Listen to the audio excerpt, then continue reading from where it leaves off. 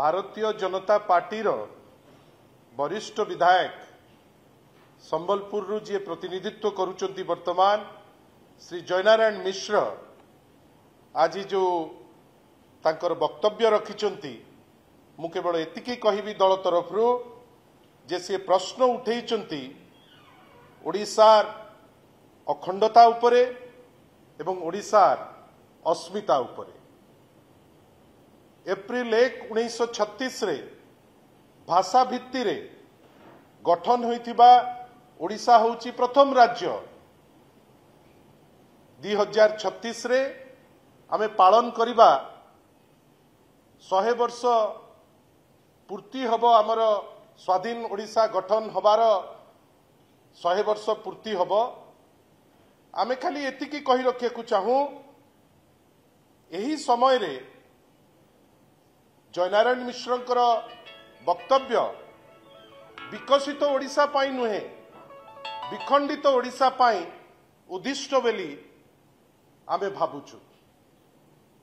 जो मंतव्य देइचंती केवल एतिकी कही हबो जे गोटे विखंडित ओडिशा पाई अवहेलित होई ए स्टेटमेंट से देइचंती, किंतु वर्तमान किछि स्पष्टीकरण हमकु दरकार। जो दल ओडिया अस्मिता उपरे एते प्रश्न करुतिले, एते कथा कहूतिले, एते वक्तव्य रखुतिले, आज भारतीय जनता पार्टी गोटे दल हिसाब रे ए जो स्टेटमेंट दियागला श्री जयनारायण मिश्र द्वारा ताकू समर्थन करुचंती कि ना स्पष्टीकरण आसीबा दरकार। माननीय मुख्यमंत्री पाखुरु जे ओडिया अस्मितार कथा छोटिया छोटिया जिनिसरे मध्य कहउचंती जे एई जो वक्तव्य रखिचंती श्री जयनारायण मिश्र ता उपरे से सहमत अछंती कि ना। जोठी गंगा ठारू गोदावरी पर्यंत ओडिशार सीमा थिला बेली प्रत्येक ओडिया गर्वित थिला।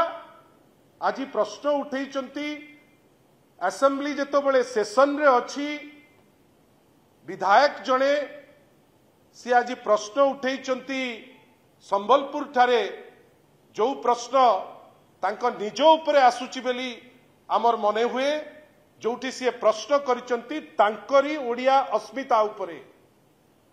आमे आशा करिबा एई जो विभाजनकारी वक्तव्य बा मंतव्य या उपरे जयनारायण मिश्र निजे स्पष्टीकरण देबे।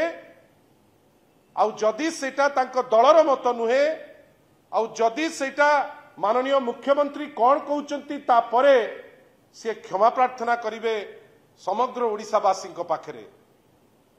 आमे केवल एतिकी भाबुचु जणे व्यक्ति विशेष ओडिया अस्मिता कहिकिरी जहार दल पावर को आसुची जदि मंत्रिमंडल रे स्थान गोटे पाइबा पाई 7 मास रु देरी हेई गला से कोन ओडिशा को खंड विखंडित कर देबे।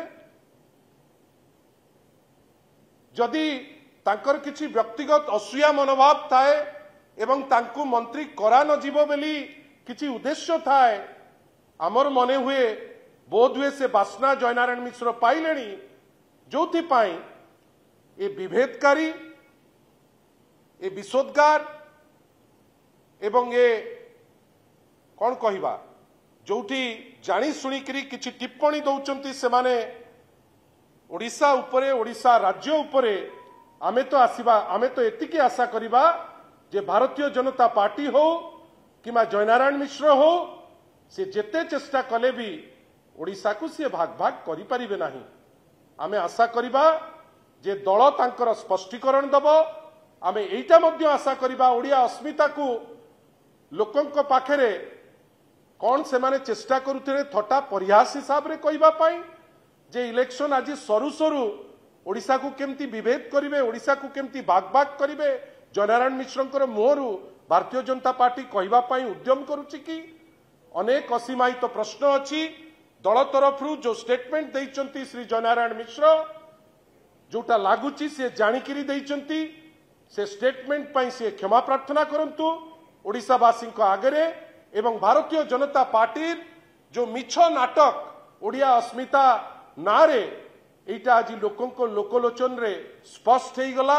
भारतीय जनता पार्टी मध्य या क्षमा मागंतु, विशेष करी माननीय मुख्यमंत्री या क्षमा मागिबाटा अत्यंत आवश्यक बोली आमे मन करूछु। पुणी थरे ए स्टेटमेंट को आमे निंदा करूछु। धन्यवाद।